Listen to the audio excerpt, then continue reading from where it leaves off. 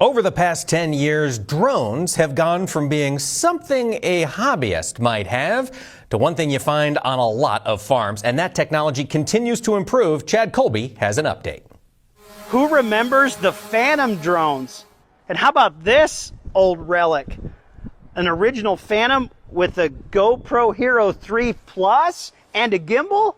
Hi everyone, I'm Chad Colby. And on This Week and Next Week, here in the tech segment, we're going to talk about the go-to drones for 2021. The first one is the Dji Mini 2. And if you recall, we actually had it in the Christmas segment this year. I love this little drone. This little drone weighs basically less than a can of Diet Coke, about the same size when you fold it up. But some of the imagery we've got from this drone are amazing. I recently had it on a construction site, and this thing was phenomenal.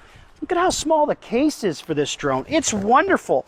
And this case is packed full of things like the controller, the battery, all the cables you need. It's a great little drone at a price point that's even better. Remember that old Phantom I showed you? It cost nearly $4,000 to fly for 8, maybe 10 minutes. This thing will fly nearly 20 minutes for $750 with way better quality. Moving on from that, the second drone I want to talk about is a new drone. It's also from DJI. It's the FPV drone. And what that means, it has first-person view. You wear goggles like this. They're really attractive, but you're looking at the same view that this drone has. Now, as far as the application goes, I think that's still a little unclear. You can see on some of this footage we took here in the last week, it gives us a completely different sense of the footage. And I really like that. Price point with the case, it's under $2,000, but this one's pretty special and very high speed, lots of performance. But here in the back of my truck, I've got two other workhorse drones, and we're going to talk about those in great detail next week. The main things about them is it's carrying a different payload, a better camera, better sensor, bigger batteries for longer flight time, including that Quanix. Get this, you can fly 400 acres on one battery with that. But the image quality is amazing on those two drones. Be sure to join us next week as we learn more about those as well as we prepare for 2021. Thanks, Chad. It's amazing how that video footage continues to improve. And stay with us. We'll have more on This Week in Agribusiness.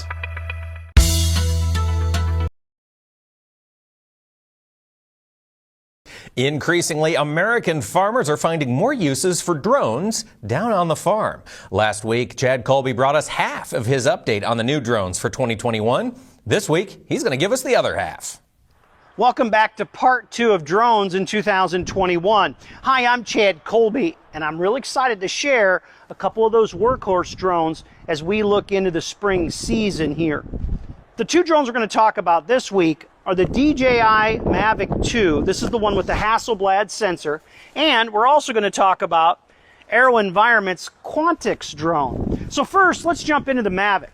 The Mavic is a great system, very robust, been around now for over a year. It's kind of my go-to drone. Price point, about $2,500. You're going to run this from your smartphone. You can run it from your tablet, whatever you want. It's got a battery life, you know, in that 20-minute time frame. The thing that's nice about this drone is just how robust it is and how easy and compact it is for transport. It's super nice. Now this case, this one's a little bit unique because I have both controllers. This is the standard controller. This is the one you would use to use your smartphone or a tablet with. You can actually store the tablet in the bottom of this case.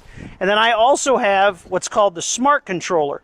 And the smart controller is really nice because in 30 seconds you can be airborne with these two devices. 2 buttons, wait for the satellites to initialize, and you're flying in 30 seconds. It takes a little longer if you got to hook up your phone or your iPad. The thing I like about the most is, though, you can do a lot of great mapping things with this drone as well, which a lot of people are doing across the Midwest. The big drone behind me, though, that's the workhorse.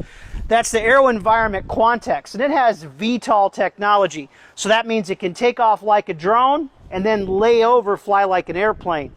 You know, we've covered as many as 1,500 acres with that in one day, from 10 in the morning till 2:30 in the afternoon. You run that with a tablet, and it's so easy because you can put all your farms right in here, or your construction sites, whatever it might be. When you get to the site, push a button and it'll fly the route, and when it's done, comes back and lands. Literally a couple button clicks. As you would expect with a big battery like this, you're going to get a good flight time as well. So that's one of the great things about this. The other part of both of these systems, they're going to let you harvest data and use it in a way we've never seen before.